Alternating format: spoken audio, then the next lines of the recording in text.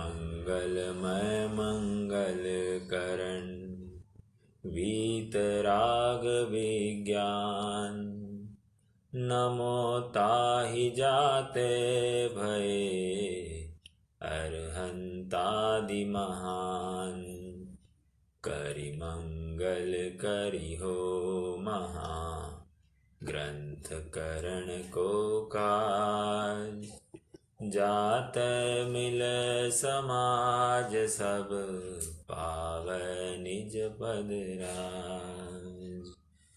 मिथ्या भाव अभाव ते जो प्रगटै निज भाव। सो जयवंत रहो सदा यही मोक्ष उपाय।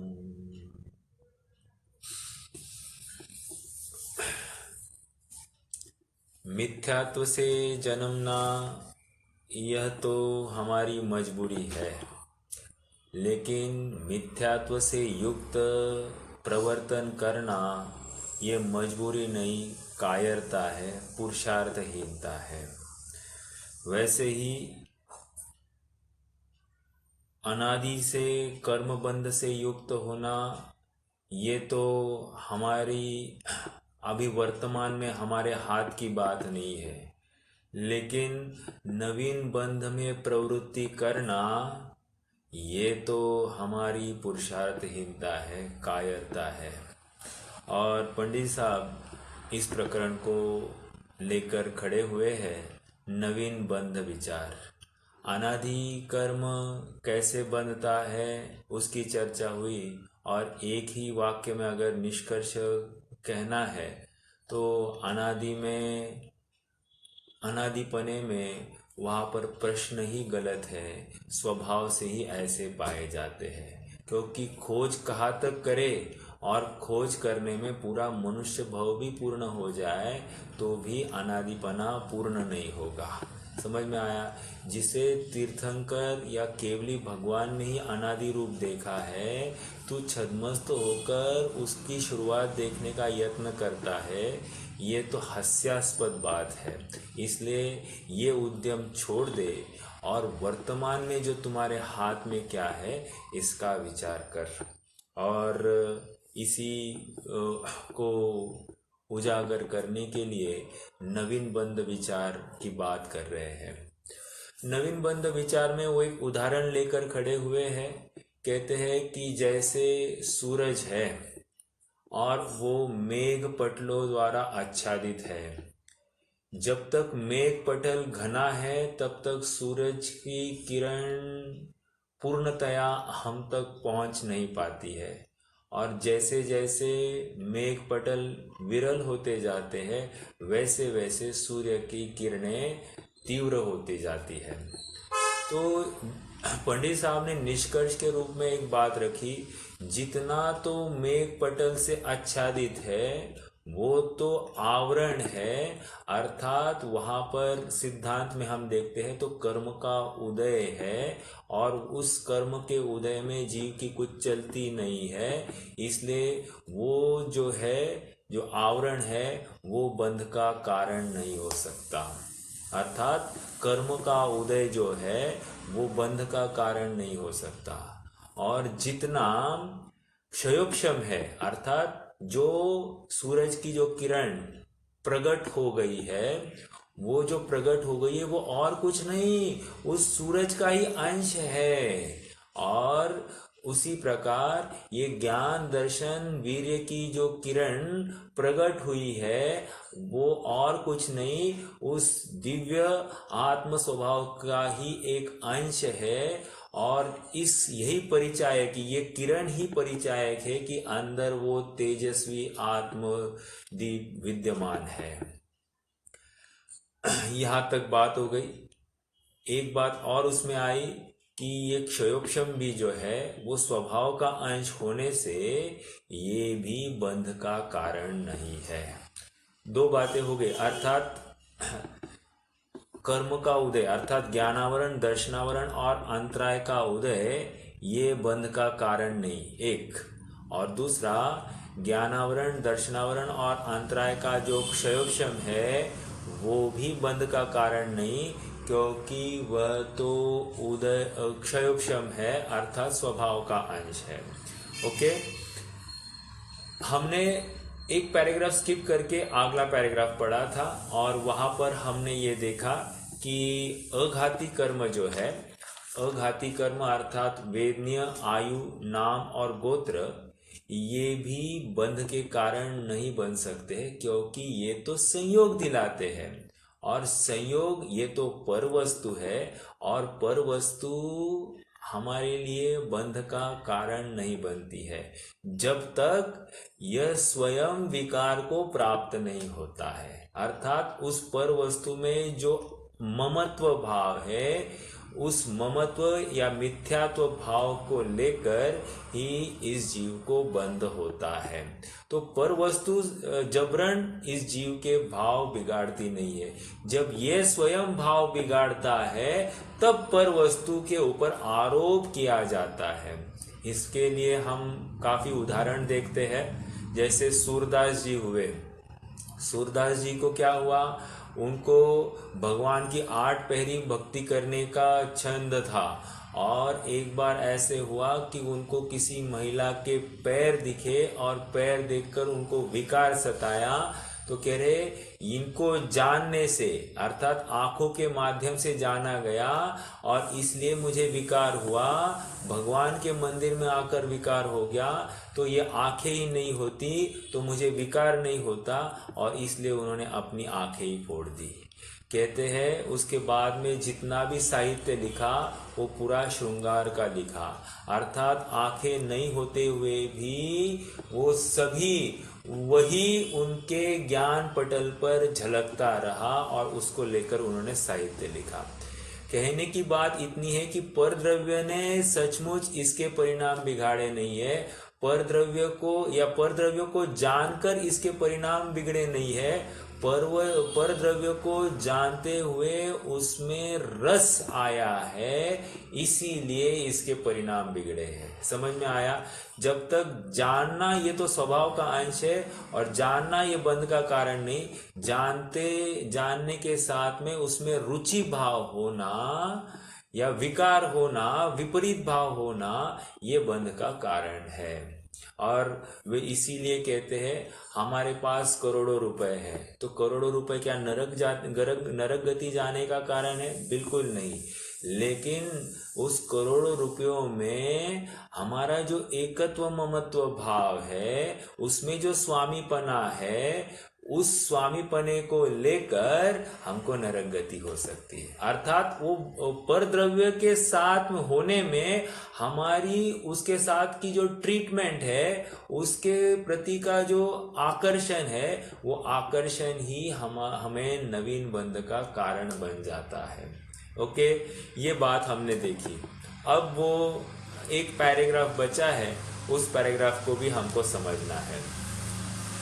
हमने देखा कि 148 में से ये अघाती के 101 और घाती के ज्ञानावरण, दर्शनावरण और अंतराय के 19, ऐसे 120 कर्म प्रकृतियों से कोई भी जीव को नवीन बंधन नहीं होता है।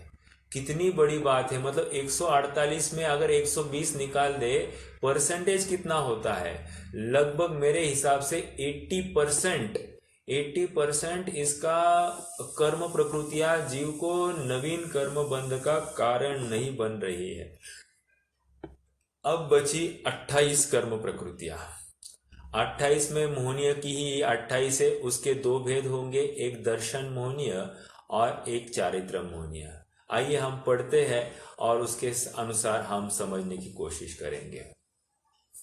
तथा मोहनीय कर्म के द्वारा जीव को अयथार्थ श्रद्धानुरूप जो मिथ्यात्व भाव होता है, तथा क्रोध, मान, माया, लोभादिक कषाय होते हैं, वे यद्यपि जीव के अस्तित्वमय है, जीव से भिन्न नहीं है, जीव ही उनका कर्ता है, जीव के परिणमन रूप ही वे कार्य है, तथापि उनका होना मोह कर्म के निमित्त से ही होता है। कर्म निमित्त दूर होने पर उनका अभाव हो जाता है, इसलिए वे जीव के निज स्वभाव नहीं, औपाधिक भाव है तथा उन भावों द्वारा जीव के द्वारा नवीन बंध होता है, इसलिए मोह के उदय से उत्पन्न भाव बंध का कारण है। थोड़ा सा समझते हैं इसमें। देखो, दो बातें कर रहे हैं। अयथार्थ श्रद्धा अर्थात ये मेरा, ये मेरा, ये मेरा, इससे मैं सुखी होऊंगा, ऐसी जो कल्पना जीव करता है, परद्रव्य में जो अपनत्व, तीव्र अपनत्व और मोह के परिणाम है, ये उसके दुख का कारण है। और यही अयथार्थ श्रद्धा ने कह रहे। जब तक ये परद्रव्य में ऐसे ही अपनत्व करते बैठेगा, उससे सुख की व्यामोह करेगा, अर्थात सुख की भ्रामक कल्पना करता है, तब तक निश्चित रूप से यह जीव नवीन कर्म बांधने वाला है। इस जीव को इस बात की खबर ही नहीं है। इसलिए पंडित साहब ने कितना डाउन टू अर्थ आकर ये बात करी है कि परद्रव्य में तुम अपनत्व मत करो, क्योंकि ये तुम्हारे हैं नहीं। और जब तक तुम इनसे अपनत्व की कल्पना करोगे, तब तक तुम्हें ऐसे ही नवीन बंध होंगे। और जितना मोह, आगे बताएंगे, जितना तुम्हारा आसक्ति उतना तीव्र बंध, और जितना कम आसक्ति उतना मंद बंध। तो हम देखो, हम कितने सुधी है, व्यापार में तो हमको थोड़ा भी नुकसान सह नहीं जाता है। और यहाँ पर कह रहे हैं तुम जितना परद्रव्य में अपनत्व करोगे उतना तुम्हें बंध का कारण बनेगा। क्यों? क्योंकि उसमें जो एकत्व ममत्व भाव है, वो जितनी तीव्रता से करोगे उतनी तीव्रता से नवीन बंध होगा। अर्थात उसमें उसके नहीं होने में तीव्र आकुलता और होने में तीव्र आसक्ति, ये जितनी भी बातें हैं वो उसी का परिचायक है। समझ में आ रहा है? तो अयथार्थ श्रद्धान को लेकर अर्थात दर्शन मोह को खड़ा किया है। ओके, तो सबसे पहले क्या किया? अयथार्थ श्रद्धान तो मिथ्या भाव होता है एक, और साथ साथ कह रहे क्रोध, मान, माया, लोभ आदि कषाय होते हैं। ये दो बातें आई, दर्शन मोह और चारित्र मोह। ये कह रहे ये किसके है? ये जीव के है। देखो, दो बातें बताएंगे। एक है, पहले दो बातें बताई वो तो ठीक है। एक बताएंगे द्रव्य कर्म, और उस द्रव्य कर्म में जीव का होने वाला परिणाम भाव कर्म। अब यहाँ पर आगे कहेंगे ये जो भाव कर्म हुए हैं ना, ये भाव कर्म जीव के अपने स्वतंत्र है, जीव में उत्पन्न हुए हैं, और इसको सचमुच उस परद्रव्य ने नहीं उत्पन्न किया है। ये जीव ने स्वयं अपने परिणाम को बिगाड़ा है। और जब ये इसके परिणाम जीव के बिगड़े हैं, बराबर सामने उसी समय में हमको वहां पर वो कर्म उदय भी दिखाई देता है। इसीलिए ऐसा सहज निमित्त रूप आरोप आता है कि इस द्रव्य कर्म के निमित्त में यह जीव को विकारी परिणाम हो गया है। देखो, ऐसे ही बात है। यद्यपि जीव के अस्तित्वमय है, अर्थात ये जो विकारी परिणाम है, कौन से अतत्व श्रद्धान रूप, जीव स्वयं को आत्म रूप अनुभवता नहीं है, स्वयं अपने में रुचि प्रतीति करता नहीं है, पर द्रव्य में अपनत्व की स्थापना करता है। ये तो जीव का विकार है, और परद्रव्य के अपने अनुकूल नहीं बनता है। इसलिए जो क्रोध, मान, माया, लोभ आदि परिणाम करता है, ये भी जीव का अपना स्वतंत्र विकार है। और ये इसलिए कह रहे ये जीव में ही अस्तित्व करते हैं, कहीं पुद्गल में अस्तित्व नहीं कर रहे हैं। एक, जीव से भिन्न नहीं है, अर्थात जता रहे हैं कि ये जीव का ही अपराध है। दो, क्यों ये इतना क्यों जता रहे?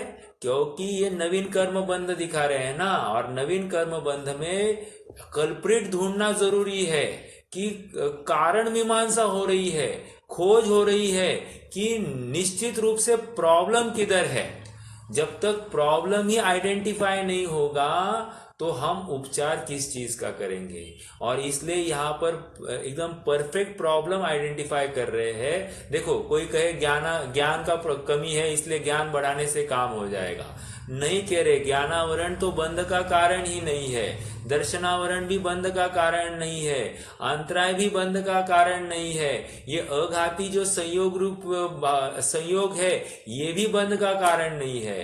कह रहे ये जितना भी है, देखो कदाचित संयोगों को बंध का कारण उपचार से कहा जाएगा, और चरणान योग सब इसी के लिए तो है, वो संयोगों से तो हटाता है। क्यों? क्योंकि इन संयोगों को देखकर तो इस जीव को बार बार विकार होता है, इसलिए कहते हैं संयोगों को हटाओ। लेकिन अब अध्यात्म में आए तो अध्यात्म में कह रहे हैं सचमुच संयोग भी तुम्हारे तकलीफ का कारण नहीं है, संयोगों के प्रति जो आकर्षण है वो बंध का कारण है, एक। और दूसरी, ये जो पर द्रव्य में अतत्व श्रद्धान करता है वो अतत्व श्रद्धान, और उसको लेकर जो क्रोध मान माया लोभ है उसकी बात कर रहे हैं। वे यद्यपि जीव के अस्तित्वमय है, जीव से भिन्न नहीं है, जीव ही उनका कर्ता है, जीव के परिणमन रूप ही वे कार्य है, अर्थात जीव ही स्वतंत्र रूप से विकार कर रहा है और माथे मड़ा जा रहा है कर्म के। इसलिए हम जितना भी मेरे कर्म ही फूटे हैं, मेरे कर्म का उदय ही खराब है, ऐसा जितना भी हम दोषारोपण करते हैं, सचमुच कह रहे कर्म का उदय कैसा भी हो उसमें कैसे रिएक्ट करना ये सर्वथा हमारे अधीन है। मान लो हमारे अनुकूल कोई संयोग नहीं बने हैं, इसका मतलब अपने कर्म फूटे हैं ऐसा नहीं, हमारी सोच यथार्थ नहीं है, यही हमारा कर्म फूटा हुआ है। जिस समय हमारी सोच यथार्थ हो जाएगी, अपने आप हमें कर्म का उदय भी बाधा पहुंचाने में समर्थ नहीं होगा। आइए, इसलिए वे जीव के निज स्वभाव नहीं औपाधिक भाव है। कर्म निमित्त दूर होने पर उनका अभाव ही होता है, इसलिए वे जीव के निज स्वभाव नहीं औपाधिक भाव है, तथा उन भावों द्वारा नवीन बंध होता है, इसलिए मोह के उदय से उत्पन्न भाव बंध के कारण है। देखो कर्म को बंध का कारण नहीं कह रहे हैं, ये जीव के विकारी भावों को बंध का कारण कह रहे हैं, ये विचारणीय बिंदु है। अर्थात हमको कब तक मिथ्यात्व पालना है, कब तक परद्रव्य में रुचि करनी है, इसका हमको निर्णय करना पड़ेगा। ऐसा पंडित साहब हमको बार बार समझा रहे, समझा तो रहे नवीन कर्म बंध, लेकिन एक दृष्टि से समझा रहे हैं सुखी कैसे हुआ जाता है।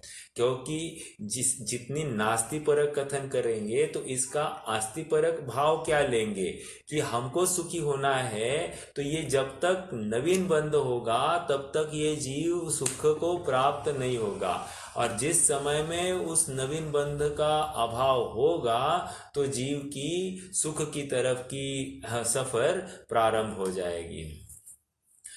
ये बंध की बात हो गई। इसमें अपन थोड़ा सा एक विचार कर सकते हैं कि बंध के कारण, अभी नवीन प्रकरण भी वही चालू होने वाला है, बंध का कारण। तो बंध के कारण दो करना, एक तो कषाय और एक तो योग। क्या क्या कहा? एक कषाय और एक योग। कषाय में क्या लेंगे? कषाय में मिथ्यात्व, अविरति, प्रमाद और कषाय, ये चार बातें कषाय में लेंगे। क्यों? कषाय यह अंत दीपक है। जब कहेंगे कि कषाय से बंद होता है, इसका मतलब क्रोध, मान, मिथ्यात्व, अविरति, प्रमाद और कषाय, ये चारों से बंद होता है, एक। और दूसरा योग से बंद होता है। तो यहाँ पर योग से क्या बंद होता है और कषाय से क्या बंद होता है, ये प्रकरण अब चालू होगा। इन शॉर्ट आपको बताओ कि प्रकृति, प्रदेश, स्थिति और अनुभाग, ये चार बंधों की चर्चा हो रही है।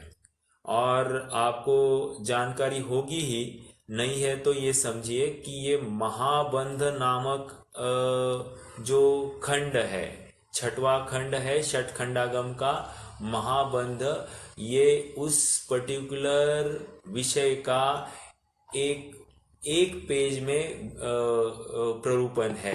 अर्थात जो महाबंध नामक खंड लिखा गया, षटखंडागम में उसका अंश है। और आप जानते ही होंगे कि लगभग ऐसे महाबंध नामक जो खंड है उसके 7 भाग है।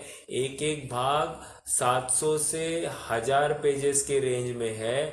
तो 7 पुस्तकों का कितना बड़ा विस्तार है, अर्थात 5,000 पेजेस प्रमाण महाबंध खंड की व्याप्ति है। आप विचार कर सकते कि कितना बड़ा प्रमेय है। और उसमें से हमको मात्र एक पेज में मात्र इस पर्टिकुलर विषय का एक थोड़ी सी एक फीलिंग पंडित साहब देने वाले हैं। ठीक है। हमने गोमटसार कर्मकांड में भी एक गाथा देखी है। गाथा ऐसी है कि जोगोपयणिपदेशा स्थिति अनुभागो कसाय दोंदी।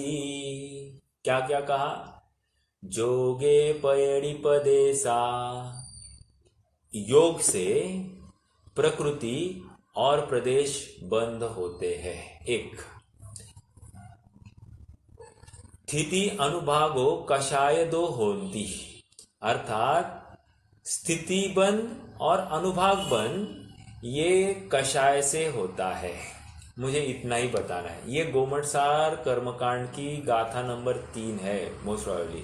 और वहां पर उन्होंने कर्म बंध कैसे होता है कहते हैं, जैसे एक तप्त आयस मतलब तप्त लोहे का गोला पानी में डालने पर वो सर्वांग से आहर्दी मतलब ग्रहण करता है वर्गणाओं को, अर्थात वहां पर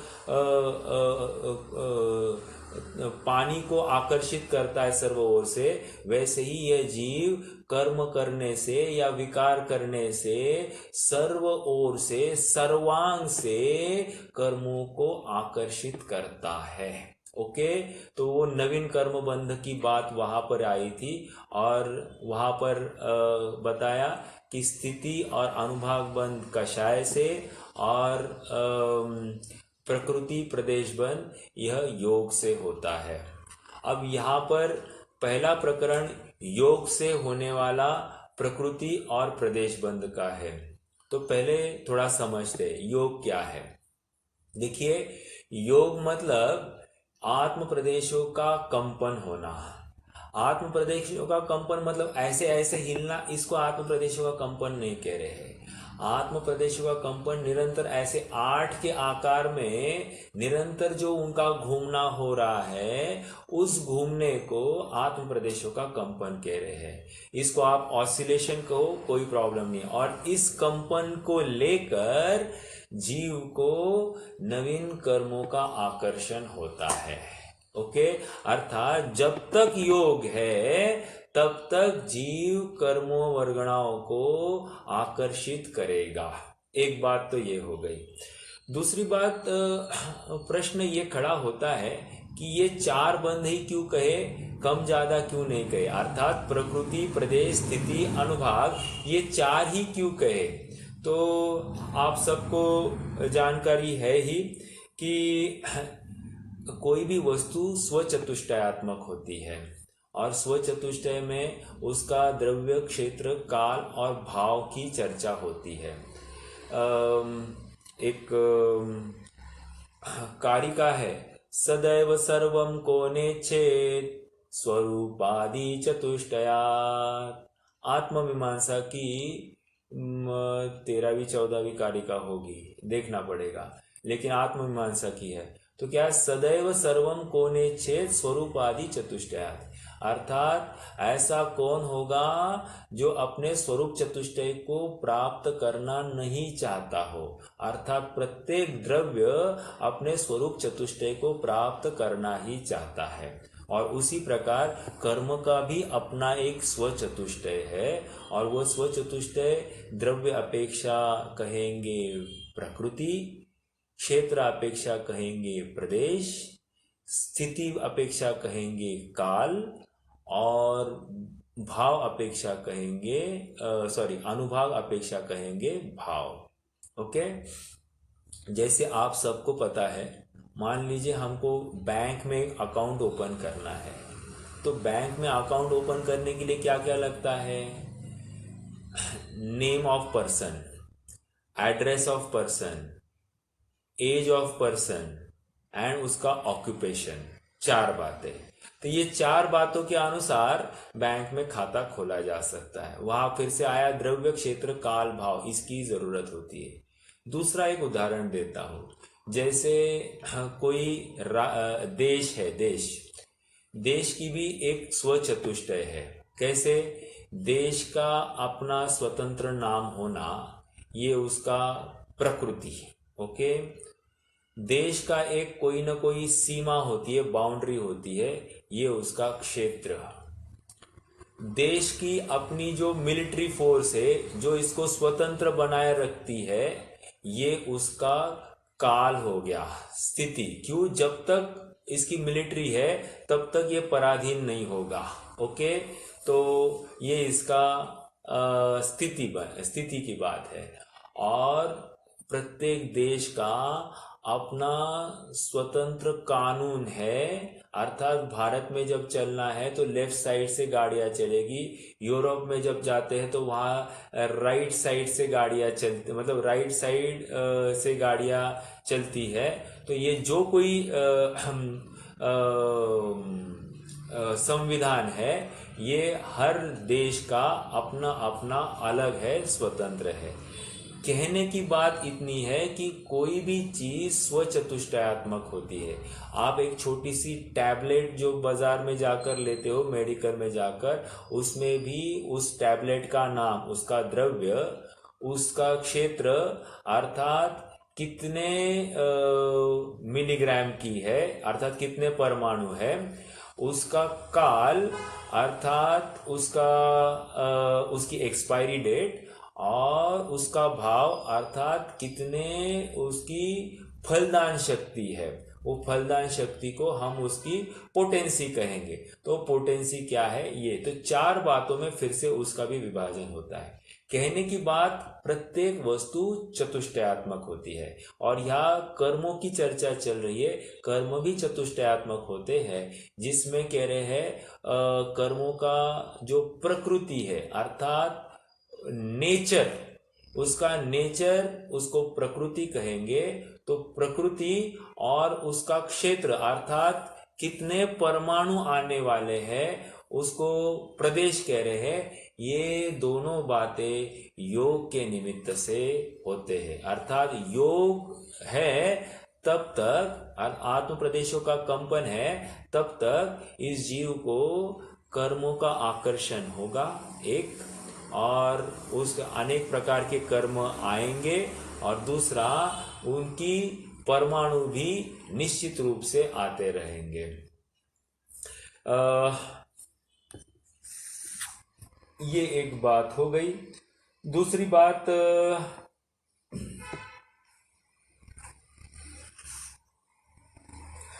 बात यह है कि योग कितना हो तो कितना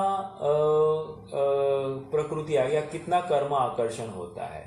तो कहते हैं कि जितना योग ज्यादा उतना कर्म आकर्षण ज्यादा, जितना योग कम उतना कर्म आकर्षण भी कम। इस न्याय से जो अरहंत भगवान को आश्रव ज्यादा कहा है, आश्रव ज्यादा अर्थात कर्म प्रकृतियां ज्यादा। क्यों? उनका योग या आत्म प्रदेशों का कंपन ज्यादा पाया जाता है, उस अपेक्षा से उनका ग्रहण भी ज्यादा होता है। एक तो ये एक बात है। दूसरी बात, इनका विभाजन किस रूप होता है, ये भी समझना जरूरी है। तो कहते हैं कि ज्ञानावरणादि 8 कर्म प्रकृतियां है, बराबर। ज्ञानावरण, दर्शनावरण, वेदनीय, मोहनीय, अंतराय, आयु, नाम, गोत्र। ठीक है। अंतराय एक्चुअली लास्ट में, मैंने पहले बोल दिया। तो ये 8 कर्म प्रकृतियां है। इनमें सबसे ज्यादा जो परमाणु दिए जाते हैं ये वेदनीय कर्म को मिलते हैं। सबसे ज्यादा परमाणु वेदनीय को मिलते हैं। दूसरे नंबर पर जो परमाणु मिलते हैं मोहनीय कर्म प्रकृति को मिलते हैं। मोहनीय के बाद में फिर ज्ञानावरण, दर्शनावरण और अंतराय इनको समान रूप से मिलते हैं। फिर नाम और गोत्र को समान रूप से कम, और अंत में आयु को मिलते हैं।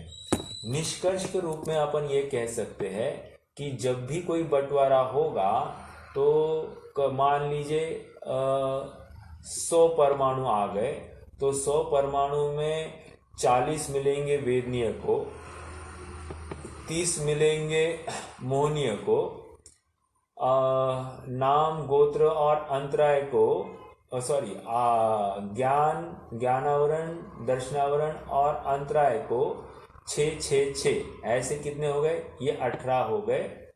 तो इतने 88 हो गए टोटल। फिर 5 5 नाम और गोत्र को मिलेंगे और बचे हुए 2 आयु को मिलेंगे। तो आयु को सबसे कम परमाणु मिलते हैं। हाँ बोलिए।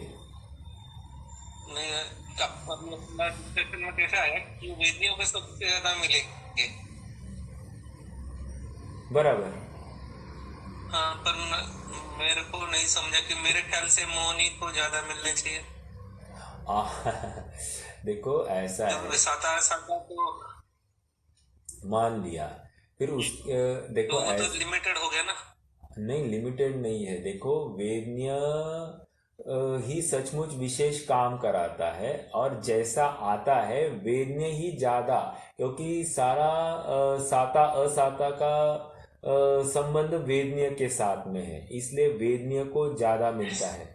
और आप नोटिस करोगे कि इवन जब योग है या 13वां गुणस्थान है, वहां पर भी वेदनीय विद्यमान है, और उसमें भी वेदनीय को ही ज्यादा मिलता है। मोहनीय को, मतलब मोहनीय तो वहां पर है ही नहीं, लेकिन वेदनीय को ही ज्यादा मिलता है। ऐसे ही ये बंटवारा होता है। मतलब अभी इसमें अपने को लगने की बात नहीं है, ये इसी प्रकार बंटवारा हो रहा है। ओके, क्योंकि थोड़ा कर्णानियोग का विषय है। लेकिन अभी लास्ट में भी जो 13वें गुणस्थान में भी वो मेरे ख्याल से वो क्या आखिरी कौन सा मोह छूटता है ना? नहीं नहीं नहीं, वो तो 10वें के अंत में चलता है, 10वें के अंत में जाता है। नहीं, जैन में नहीं आ रहा मेरा, एक मिनट। ओके, उनसे लेट हो।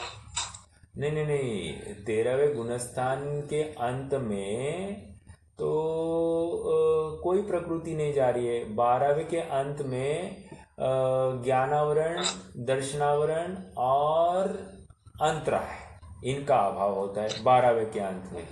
और 12वें के तो फिर मैंने वेदनीय भी, वेदनीय तो 13वें में है ना, वेदनीय तो है ही वहां पर।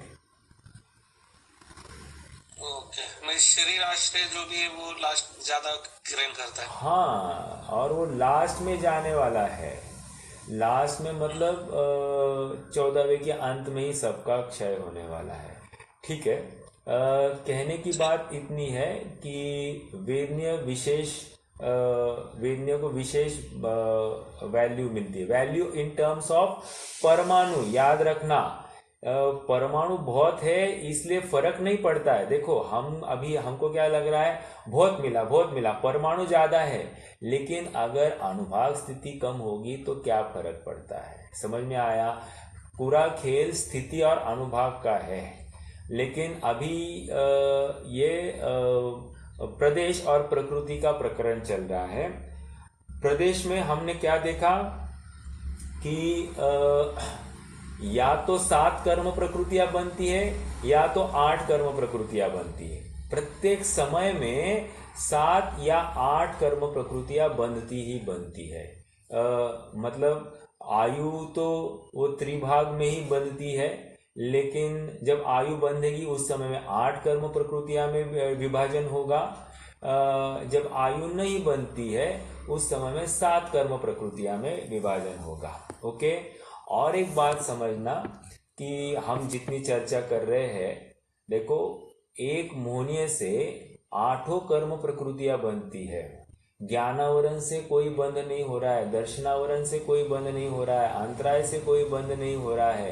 अर्थात ज्ञानावरण से भी ज्ञानावरण का बंध नहीं होता, दर्शनावरण से दर्शनावरण का बंध नहीं होता, लेकिन एक मोहनीय से आठों का बंध होता है। मोहनीय राजा है, मतलब मोहनीय के अनुसार सब जीव की अनेक प्रकार की अवस्था होती हुई हमको दिखाई दे रही है। अर्थात हमको विचार करना है कि क्या हमको परद्रव्य में अपनत्व करना है या नहीं। ठीक है, आ जाइए थोड़ा सा फिर से यहाँ पर आ जाइए। हमने ये देखा कि विभाजन प्रदेशों का कैसे हो रहा है, तो इसी क्रम में, घटते हुए क्रम में हमको विभाजन होता हुआ दिखाई देगा। ठीक है, और एक बात देखी कि परमाणु कितने मिलने वाले हैं, ये directly proportional to the amount of योग। योग ज्यादा है तो परमाणु ज्यादा आएंगे, योग कम है तो परमाणु भी कम आएंगे। ये दो बात।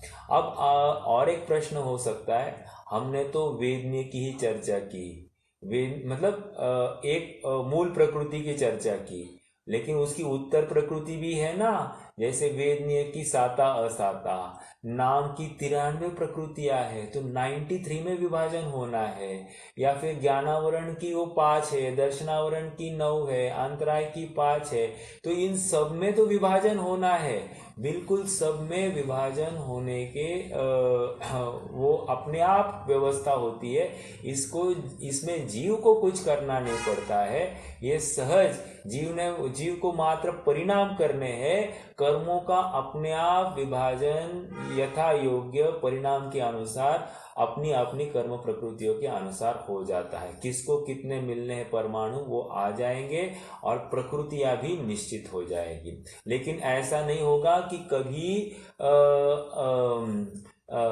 एक हाथ दूसरी ही कर्म प्रकृति बन रही है, ऐसा नहीं है। एक्सेप्ट योग अवस्था की अपन मतलब 13वें गुणस्थान को अपन छोड़ेंगे, लेकिन 12वें तक या 10वें के अंत तक ऐसा कहिए कि इसको निरंतर सभी कर्म प्रकृतियों का बंध पाया जा रहा है। ठीक है, महेश जी पूछना था मुझे। हाँ बोलिए ना। अभी अकेला मोहनीय कर्म बाकी सातों कर्म को कन्वर्ट कर देता है क्या? वेदनीय, ज्ञानावरणीय, दर्शनीय, ये सब में कन्वर्ट कर देता है क्या वो? नहीं, मतलब मुझे बोलना है हाँ कि मोहनीय कर्म वो कैसे डिसाइड हो रहा कि इतना ज्ञानावरणीय है? अकेला मोहनीय कर्म डिसाइड हो रहा क्या? वेदनीय कर्म इतने हो रहे, बाकी सब पर नहीं, ये अपने जीव का जो परद्रव्य में आसक्ति है या अतत्व श्रद्धान की जो इंटेंसिटी है, उस इंटेंसिटी के अनुपात में ये डिसाइड होगा कि इसको क्या। अभी मान लीजिए तत्वार सूत्र के 6ठे अध्याय में सभी कर्मों के बंध के कारण आए हैं, और ज्ञानावरण का बंध का कारण उन्होंने देव शास्त्र गुरु का अवर्णवाद आदि आदि दे दिए हैं, और जो ज्ञानावरण के कारण है सो दर्शनावरण के कारण है, और वही अंतराय में भी लागू होते हैं। तो मोटे मोटे स्तर पर आप देखोगे तो ज्ञानावरण दर्शनावरण अंतराय में ऐसा ही है। फिर नाम कर्म में मान लीजिए कि उसी समय में हमने सुंदर होने के जो कोई परिणाम किए होंगे, वर्तमान इस शरीर को अच्छा माना और अपने निस्वरूप को अच्छा नहीं माना, और हम शरीर की ही व्यवस्था के लिए हम जितना यत्न कर रहे हैं, इससे अपने को अशुभ जाति के नाम कर्म का बंध हो जाता है। या हमने किसी की विराधना की हो, किसी के आवाज की चेष्टा की हो, या किसी की चाल की चेष्टा की हो, आदि आदि हमारे बैक एंड में जितने भी भाव होंगे वे भाव भी कहीं ना कहीं इस बंध में कार्यकारी होंगे। मतलब ऐसा नहीं कि वर्तमान जीव का परिणाम, लेकिन वो भाव भी जैसे हर समय में प्रत्येक भाव व्यक्त तो होवे ही ऐसी जरूरी नहीं है, लेकिन पड़ा हुआ भाव भी कहीं ना कहीं बंध का कारण बनता ही बनता है। भैया हाँ बोलिए। वो विभाजन की संख्या एक बार बताइए ना। देखो संख्या मतलब मैंने तो एग्जाम्पल के रूप में दिया है, मैक्सिमम अमाउंट वेदनीय को जाता है इतना ही। मैंने 40 कहा, 40, 30, 6, 6, 6, 5, 5 और 2 मैंने ऐसे कहा। ऐसा कई ये नहीं है फिक्स कि इतना ही होता है, लेकिन समझने के लिए एग्जाम्पल के तौर पर कि वेदनीय को सबसे ज्यादा हिस्सा मिलता है। परमाणुओं का प्रदेश अपेक्षा की चर्चा है। ठीक है। ठीक है। हाँ। ओके। नहीं, भैया जी मुझे वो नवीन बंध का पूछना था एक्चुअली। हाँ। कि जैसे ज्ञानावरण कर्म से नवीन बंध नहीं हो रहा, वेदनीय से नवीन बंध नहीं हो रहा, सिर्फ मोहनीय से ही हो रहा, तो लेकिन वो मोहनीय बाकी कर्म को तो लेके आ रहा, ऐसा मेरा बंध है। हाँ। तो वो नवीन बंध बाकी कर्म को भी मोहनीय करा रहा, ऐसा मुझे पूछना था। बराबर है। तो इन शॉर्ट यही कह रहे हैं कि सातों कर्म निसंतान है, मात्र मोहनीय ही सबको बंटवारा करा रहा है। मतलब पूरा कल्प्रिट मोहनीय के खाते में जा रहा है, अर्थात जीव विकार कर रहा है तो ये मोहनीय का ही काम है। ठीक है। मतलब ज्ञानावरण से लेकर बंद नहीं है, दर्शनावरण। लेकिन वो जो ज्ञानावरण है उसके साथ एक थोड़ा सा आपको एग्जाम्पल दूं। देखो, ज्ञानावरण का काम क्या है? जानना। लेकिन जानने से बंद नहीं हो रहा है, लेकिन जानने के रस से बंद होगा। ये समझ में आया क्या आपको? थोड़ी सी बात, वो शब्द आप पकड़िए। मात्र जानने से कोई बंद नहीं होता है जीव को।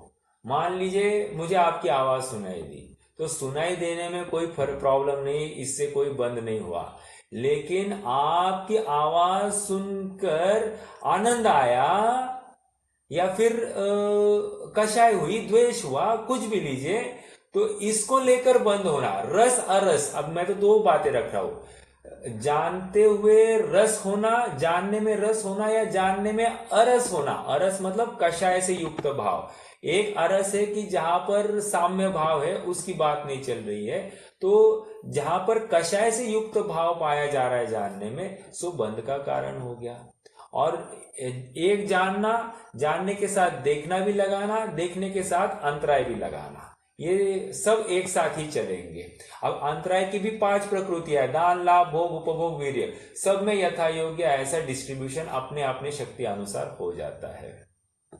नहीं, तो अभी आप जो बोले ना, जानने में रस है तो ज्ञानावरण हो जाएगा। लेकिन वो जो जानने का जो रस आ रहा, वो जो भाव आ रहा, उस भाव से बाकी भी कर्म होंगे क्या? क्या सिर्फ ज्ञानावरण होगा? बाकी सब होंगे ना। देखो, मैं जब रस कह रहा हूं, उस समय जो भाव तो ज्ञानावरणीय का है, लेकिन वो भाव बाकी भी वेदनीय भी कराएगा, अंतराय भी होगा क्या उस भाव से? हाँ, देखिए, जानना क्यों कह रहे हैं?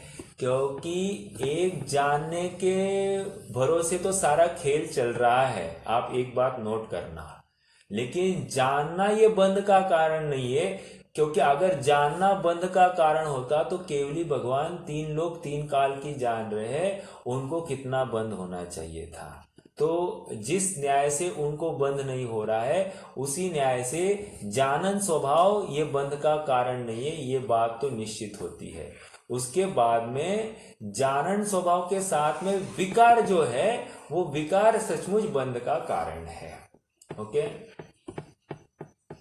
जैसे अभी शरीर है, शरीर सचमुच बंध का कारण नहीं है, लेकिन शरीर में जो कोई अपनत्व बुद्धि है, अर्थात शरीर को जाना, अरे ये थोड़ी सी झुर्रियां आ गई, ये बाल सफेद हो गए, और XYZ जितनी भी बातें हैं, ये जितना, ये काला गोरा हल्का भारी, जितना भी ये जाननपना हुआ, ये जाननपने में इष्ट अनिष्ट कल्पना हुई। वो इष्ट अनिष्ट कल्पना वो मोहवश हुई है, इसीलिए ये बंध का कारण हो गई। तो मैंने जानन के साथ में ले लिया। शरीर भी देखो डायरेक्टली तो बंध का कारण नहीं, लेकिन है ना वहां पर खड़ा, और उसको जाना गया, जानने के साथ में उसमें मोह जुड़ गया, इसलिए ये सब बंध का कारण हो गया। देखो, ये प्रकरण सब आने वाला है, पंडित साहब स्वयं उठाने वाले। ज्ञानावरण से बंद, दर्शनावरण से बंद, मोहनीय से बंद, आदि आदि सबसे बंद होने की बातें वो उठाएंगे।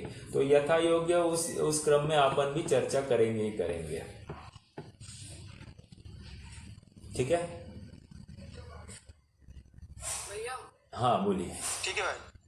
कर्म बनने के लिए कोई रीजन ऐसे पर्टिकुलर होगा ना? जैसे ज्ञानावरण के लिए भी कोई होगा? जैसे बिल्कुल है ना, सबके लिए एक रीजन है। इसके लिए अपन को तत्वार्थ सूत्र को समझना पड़ेगा, वहां पर पूरा खुलासा है।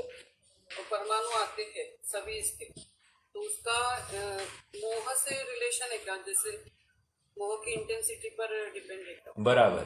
जितने परमाणु आ रहे हैं सबका रिलेशन मोह के साथ है, यद्यपि इसके अलग अलग कारण बताए गए हैं। जैसे आप अभी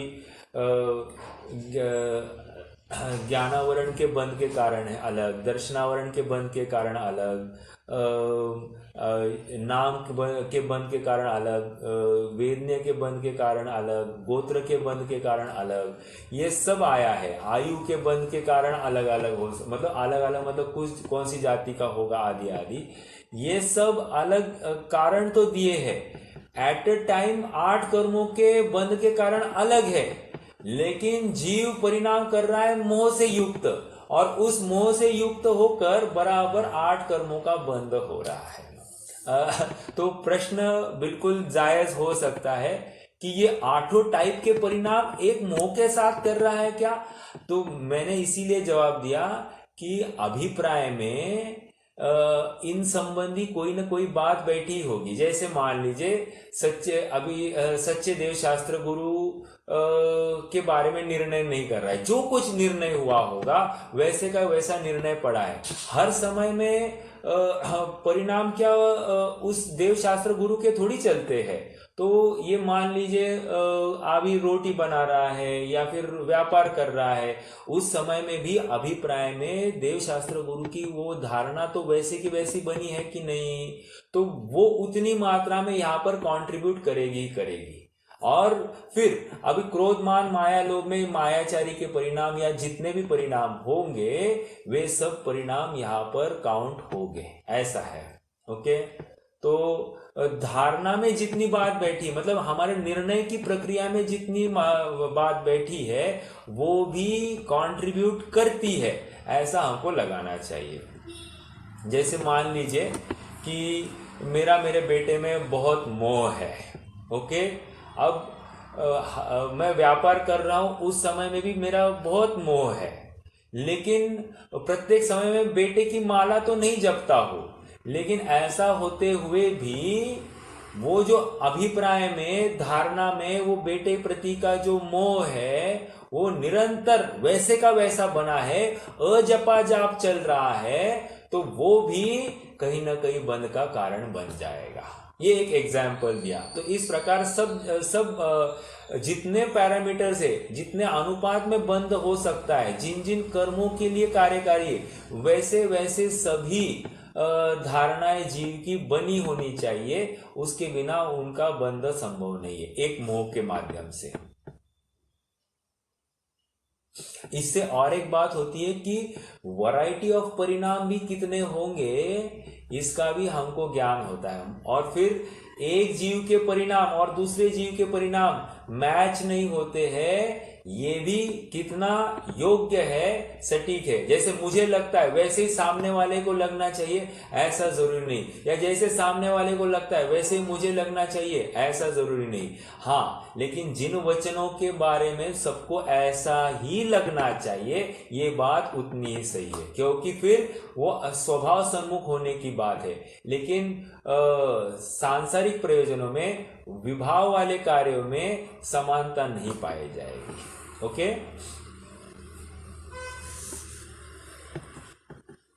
चलिए,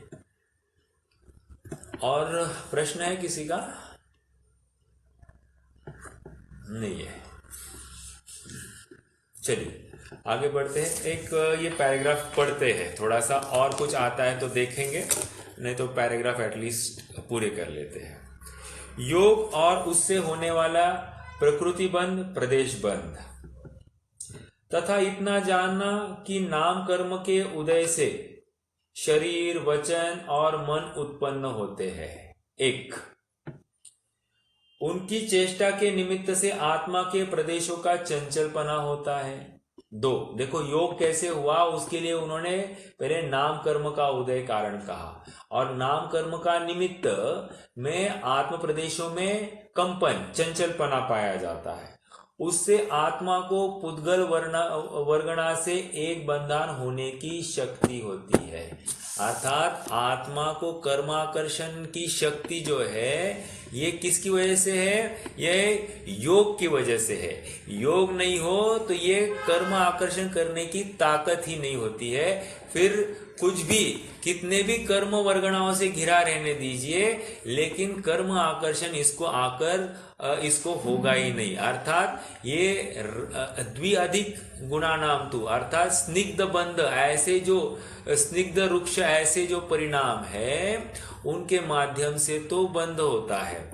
और जैसे मोहनीय आपको बताया होगा मैंने कि मोहनीय, ये मोहन मतलब क्या?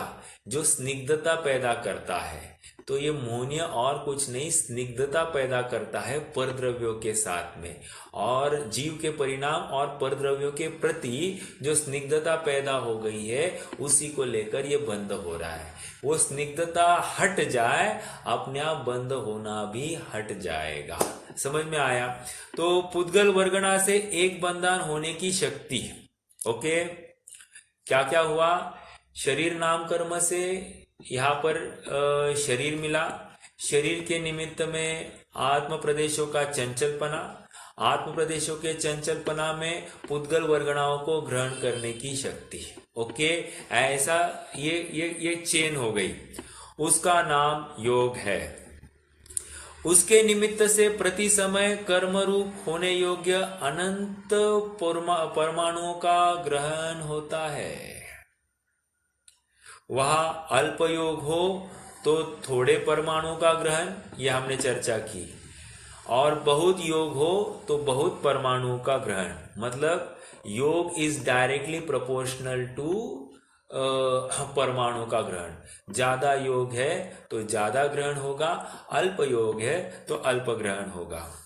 तथा एक समय में जो पुद्गल परमाणु ग्रहण करे उसमें ज्ञानावरणादि मूल प्रकृतियों का, मतलब ज्ञानावरण दर्शनावरण में कितना कितना मिलता है हमने देखा। वेदनीय में ज्यादा है, फिर मोहनीय में आदि आदि देख लिया। और उनकी उत्तर प्रकृतियां, अर्थात ज्ञानावरण की मति ज्ञानावरण, श्रुत ज्ञानावरण, अवधि ज्ञानावरण, मनपर्य और केवल ज्ञानावरण, सब में कितना कितना जाना है, सब वो डिवाइड हो जाता है। मान लीजिए हमने अभी वेदनीय का देखा तो साता वेदनीय में कितनी जाएगी, असाता में कितनी जाएगी, ये सब हो गया। या फिर मोहनीय में है तो दर्शन मोहनीय में कितनी जाएगी, चारित्र मोहनीय में कितनी जाएगी, ये सब हुआ। देखो, ये तो हमने मात्र परमाणु कितने जा रहे हैं इसकी चर्चा की, और प्रकृति की देखी। उसका अब स्थिति भी देखनी है, उसका अनुभाग भी देखना है, वो अलग पैरामीटर है, लेकिन वो भी एक ही समय में होगा। हमारी चर्चा सबकी एक साथ नहीं हो सकती है, लेकिन ये प्रकृति, प्रदेश, स्थिति, अनुभाग, चारों की चारों बातें एक साथ होगी, ये समझना है। ठीक है? उनकी उत्तर प्रकृतियों का जैसे सिद्धांत में कहा है वैसे बंटवारा होता है। उस बंटवारे के अनुसार परमाणु उन प्रकृतियों रूप स्वयं ही परिणमित होते हैं। मतलब इसको जीव को कुछ नहीं करना है, जीव मात्र एक परिणाम करे, वो परिणाम के फल स्वरूप ये बाकी कर्म प्रकृतियां बराबर जिसके मात्रा में जिसको मिलनी है सब मिल जाती है। हमको फिर सेटिंग या सोचकर विचार नहीं करना, ज्ञानावरण में इतनी डालेंगे, मोहनीय में इतनी डालेंगे, ऐसा कुछ विचार नहीं करना, अपने आप हो जाती है। ठीक है? अब विशेष इतना कि योग दो प्रकार का है। अब ये नवीन बात है। क्या कह रहे हैं?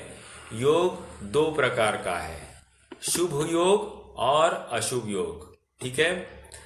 वहां धर्म के अंगों में मन वचन काय की प्रवृत्ति होने पर शुभ योग होता है।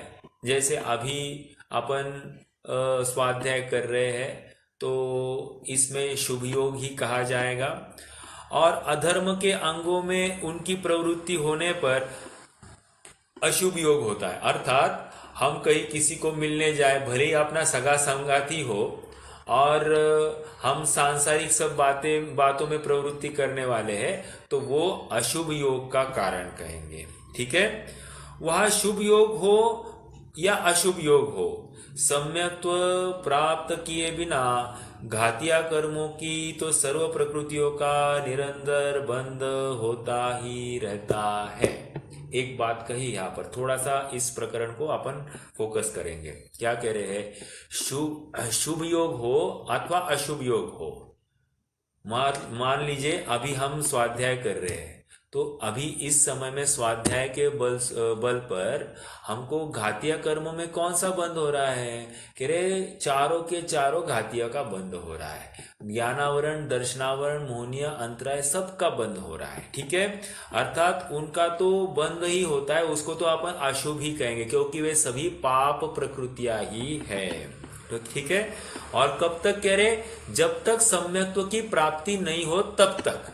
जैसे ही सम्यक्त्व की प्राप्ति हो जाए तो अपने आप बंध भी कम ज्यादा होना लगता है। ठीक है, किसी समय किसी भी प्रकृति का बंध हुए बिना नहीं रहता, अर्थात प्रत्येक प्रकृति का बंध होता है। ठीक है, इतना विशेष है। अब यहां पर कह रहे, ये थोड़ा सा इंपॉर्टेंट पॉइंट, इसका विश्लेषण करेंगे।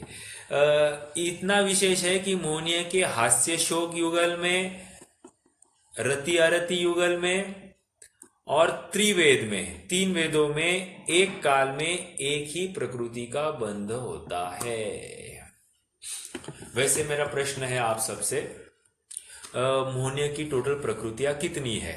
कुल मोहनीय की प्रकृतियां कितनी है? उत्तर प्रकृतियां 28 है, बराबर। देखिए 28 में मिथ्यात्व अवस्था में, 28 में मिथ्यात्व अवस्था में सम्यक्त्व प्रकृति और सम्यक मिथ्यात्व प्रकृति, कौन सी? सम्यक्त्व प्रकृति और सम्यक मिथ्यात्व प्रकृति, ये दोनों बंधती ही नहीं है। तो अब बची कितनी? 26, बराबर। ठीक है, आगे बढ़ते हैं। कौन सी नहीं बंधी? सम्यक्त्व प्रकृति और सम्यक मिथ्यात्व प्रकृति, ये दो बंधती ही नहीं है मिथ्यात्व अवस्था में। अब कौन सी है? मात्र एक मिथ्यात्व और फिर 4 कषाय चौकड़ियां चारित्रमोह वाली और 9 कषाय, तो वे 25, और ये मिथ्यात्व दर्शन मोह की ये मिथ्यात्व प्रकृति ये 26। ओके, ये इतने ही बंधती है। कौन सी? मिथ्यात्व गुणस्थान में। ओके, अब इस पर्टिकुलर पॉइंट के ऊपर आ जाइए। लेकिन कह रहे हैं मिथ्यात्व गुणस्थान में एट अ टाइम या तो हास्य और शोक इसमें से एक, रति अरति इसमें से एक, और 3 वेद में से एक, मतलब 4 और 3 7 में से मात्र 3 प्रकृतियों का ही बंध होता है। तो अब कोई बता सकता है मुझे कि मिथ्यात्व अवस्था में नाना जीवों की अपेक्षा एक टाइम में कितनी प्रकृतियां बंधती होगी? नहीं, एक जीव की बात चल रही है। 22 ना भैया? हाँ 22, बराबर। 22 कैसे? हमने 26 में से 7 कम किए तो 19 हो गए। 19 में एक ये 3 ऐड किए तो कितने हो गए? 22 हो गए। तो मिथ्यात्व अवस्था में एक समय में ज्यादा से ज्यादा किसी भी जीव को 22 प्रकृतियों का बंध हो सकता है। ये तो पहले गुणस्थान की बात हो गई। अब मान लीजिए दूसरा गुणस्थान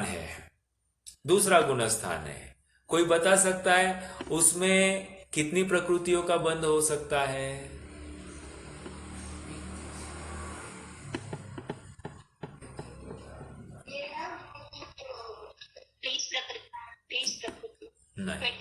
नहीं। अरे पहले में 22 हो रहे तो दूसरे में 23 कैसे होंगे? वो पतन का गुणस्थान है ना भैया जी। चौथे गुणस्थान से दूसरे गुणस्थान में जब आएगा तो सम्यक मिथ्यात्व प्रकृति का उदय रहेगा। अपन उदय की बात नहीं करें, अपन बंध की बात करें। पहली बात तो ये है। और वह सम्यक मिथ्यात्व का उदय, दूसरे गुणस्थान में सम्यक मिथ्यात्व का उदय नहीं रहता है, वहां पर अनंतानुबंधी चतुष्क का उदय होता है, तो इसलिए वो वहां पर नहीं लगेगा। देखिए, एक मिथ्या तो प्रकृति का बंध नहीं हो रहा है अभी, तो दूसरे गुणस्थान में मिथ्यात्व का बंध नहीं होने से 21 कर्म प्रकृतियों का बंध होता है, तो ये मोहनीय के 21 का बंध होगा दूसरे गुणस्थान में। अब मान लीजिए तीसरा चौथा गुणस्थान है, वहां पर कैसे लगाएंगे?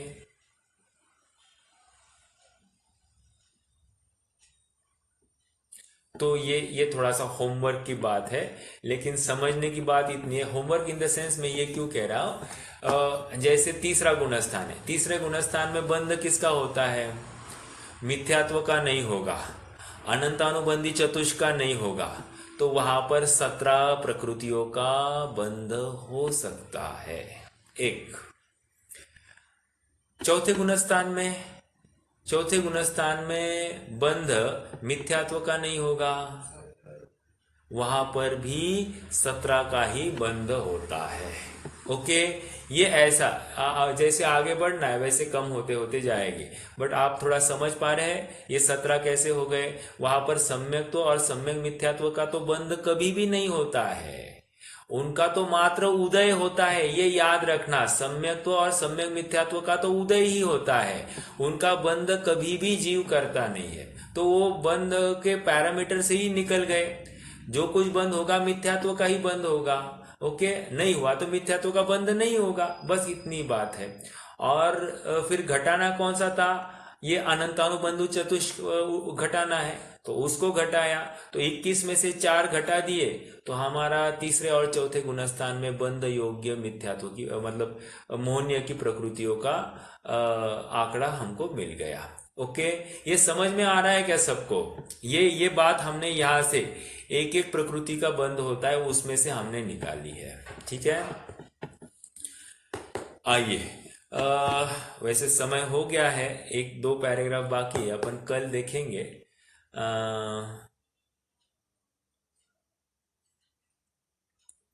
क्या हुआ भैया? ये कुछ दूसरा ही खुल गया। ठीक है, कोई प्रश्न है किसी को?